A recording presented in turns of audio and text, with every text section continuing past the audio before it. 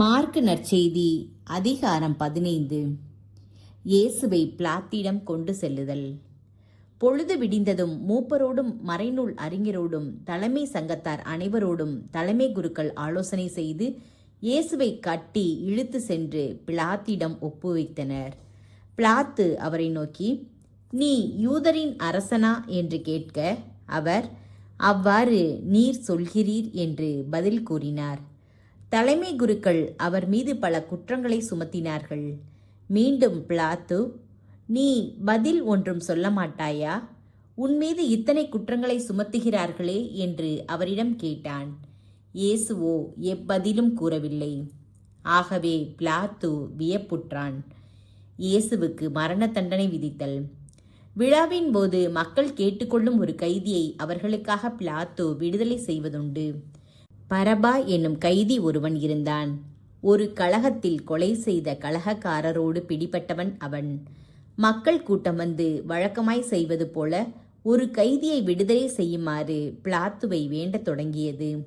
அதற்கு பிலாத்து, யூதரின் அரசரை உங்களுக்காக நான் விடுதலை செய்ய வேண்டுமென்று விரும்புகிறீர்களா என்று கேட்டான். ஏனெனில் தலைமை குருக்கள் பொறாமையால்தான் அவரை ஒப்புவித்திருக்கிறார்கள் என்று அவன் உணர்ந்திருந்தான். ஆனால் தலைமை குருக்கள் தங்களுக்கு பரபாவையே அவன் விடுதலை செய்ய வேண்டுமென கேட்குமாறு கூட்டத்தினரை தூண்டிவிட்டார்கள். பிலாத்து மீண்டும் அவர்களை பார்த்து, அப்படியானால் நீங்கள் யூதரின் அரசர் என்று குறிப்பிடும் இவனை நான் என்ன செய்ய வேண்டும் என்று கேட்டான். அவர்கள், அவனை சிலுவையில் அறையும் என்று மீண்டும் கத்தினார்கள். அதற்கு பிலாத்து, இவன் செய்த குற்றம் என்ன என்று கேட்க, அவர்கள், அவனை சிலுவையில் அறையும் என்று இன்னும் உரக்க கத்தினார்கள். ஆகவே பிலாத்து கூட்டத்தினரின் விருப்பத்தை நிறைவேற்றும் வண்ணம் பரபாவை விடுதலை செய்து இயேசுவை கசையால் அடித்து சிலுவையில் அறையுமாறு ஒப்புவித்தான். படை வீரர்கள் இயேசுவை ஏளனம் செய்தல். பிறகு படைவீரர் அவரை ஆளுநர் மாளிகையின் முற்றத்திற்கு இழுத்து கொண்டு போய் படைப்பிரிவினர் அனைவரையும் கூட்டினர். அவருக்கு செந்நிற ஆடையை உடுத்தினர். ஒரு முள்முடி பின்னி அவருக்கு சூட்டி, யூதரின் அரசே வாழ்க என்று அவரை வாழ்த்தத் தொடங்கினர். மேலும் கோலால் அவர் தலையில் அடித்து அவர் மீது துப்பி முழந்தாள் படியிட்டு அவரை வணங்கினர். அவரை ஏளனம் செய்த பின் செந்நிற ஆடையை கழட்டிவிட்டு அவருடைய ஆடைகளை அணிவித்து அவரை சிலுவையில் அறைவதற்காக வெளியே கூட்டி சென்றனர். இயேசுவை சிலுவையில் அறைதல். அப்பொழுது அலெக்சாந்தர், ரூபு ஆகியோரின் தந்தையான சீரேன் ஊரை சேர்ந்த சீமோன் என்பவர் வயல்வெளியிலிருந்து வந்து கொண்டிருந்தார். படை வீரர்கள் இயேசுவின் சிலுவையை சுமக்கும்படி அவரை கட்டாயப்படுத்தினார்கள். அவர்கள் மண்டை ஓட்டு இடம் என பொருள்படும் கொல்கதாவுக்கு இயேசுவை கொண்டு சென்றார்கள். அங்கே அவருக்கு வெள்ளை போளம் கலந்த திராட்சை ரசத்தை குடிக்க கொடுத்தார்கள். ஆனால் அவர் அதை பெற்றுக்கொள்ளவில்லை. பிறகு அவர்கள் அவரை சிலுவையில் அறைந்தார்கள். குலுக்கல் முறையில் யாருக்கு எது என்று பார்த்து அவருடைய ஆடைகளை தங்களுக்குள் பங்கிட்டு கொண்டார்கள்.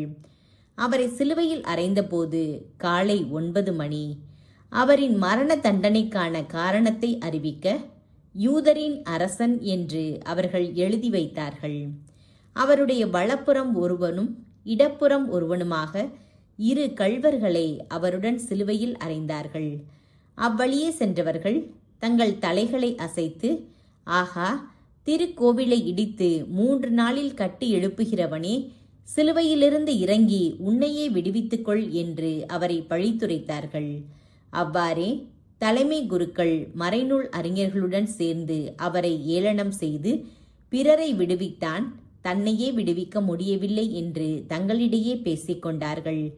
அவர்கள், இஸ்ரேலின் அரசனாகிய மெசியா இப்போது சிலுவையிலிருந்து இறங்கி வரட்டும், அப்போது நாங்கள் கண்டு நம்புவோம் என்றார்கள். அவரோடு சிலுவையில் அறையப்பட்டிருந்தவர்களும் அவரை இகழ்ந்தார்கள். இயேசு உயிர் விடுதல். நண்பகல் வந்தபொழுது நாடெங்கும் இருள் உண்டாயிற்று. பிற்பகல் 3 மணி வரை அது நீடித்தது. பிற்பகல் 3 மணிக்கு இயேசு, எலோயி எலோயி லெமா சபக்தானி என்று உரக்க கத்தினார்.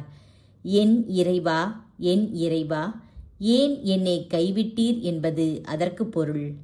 சூழ நின்று கொண்டிருந்தவர்களுள் சிலர் அதை கேட்டு, இதோ எலியாவை கூப்பிடுகிறான் என்றனர்.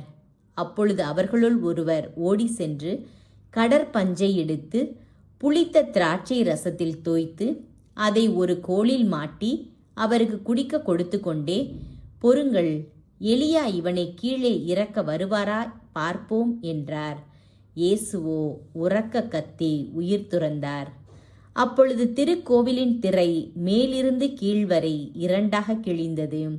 அவருக்கு எதிரே நின்று கொண்டிருந்த நூற்றுவத் தலைவர் அவர் இவ்வாறு உயிர் துறந்ததைக் கண்டு, இம்மனிதர் உண்மையாகவே இறைமகன் என்றார். பெண்கள் சிலர் தொலையில் நின்று உற்று நோக்கி கொண்டிருந்தனர். அவர்களுள் மகதலா மரியாவும் சின்ன யாக்கோபு, யோசே ஆகியோரின் தாயாகிய மரியாவும் சலோமி என்பவரும் இருந்தனர். இயேசு கலிலேயாவில் இருந்தபோது அவர்கள் அவரை பின்பற்றி அவருக்கு பணிவிடை செய்து வந்தவர்கள். அவருடன் எருசலேமுக்கு வந்திருந்த வேறு பல பெண்களும் அங்கே இருந்தார்கள். இயேசுவின் அடக்கம். இதற்குள் மாலை வேளையாகிவிட்டது.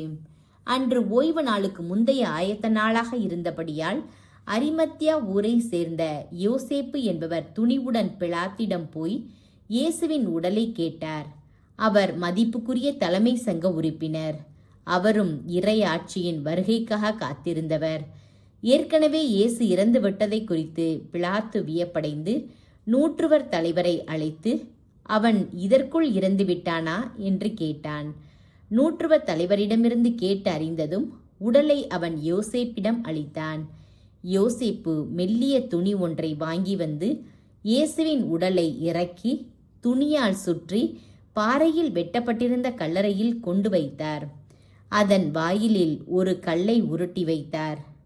அவரை எங்கே வைத்தனர் என்பதை மகதலா மரியாவும் யோசேப்பின் தாய் மரியாவும் உற்று பார்த்து கொண்டிருந்தனர்.